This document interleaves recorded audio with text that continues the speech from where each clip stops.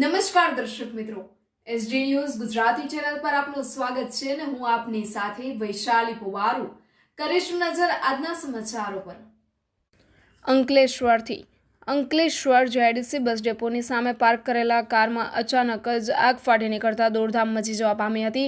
Fire ફાઇટરોએ ઘટના સ્થળે દોડી આવી આગ પર કાબુ મેળવ્યો હતો। જોકે કચરો સળગાવતા કારમાં આગ લાગી હોવાનું અનુમાન લગાવવામાં આવી રહ્યું છે। અંકલેશ્વરમાં ફરી એકવાર કારમાં આગ લાગવાનો બનાવ બન્યો છે। અંકલેશ્વરની વાલિયા ચોકડી નજીક જેઆઈડીસી બસ ડેપોની સામે પાર્ક કરેલ કારમાં અચાનક જ આગ ફાટી નીકળી હતી, જેના પગલે દોડધામ મચી જવા પામી હતી। આ દ્રશ્ય જોતા સ્થાનિકો ભેગા થઈ ગયા હતા અને ફાયર વિભાગને જાણ કરવામાં આવી હતી।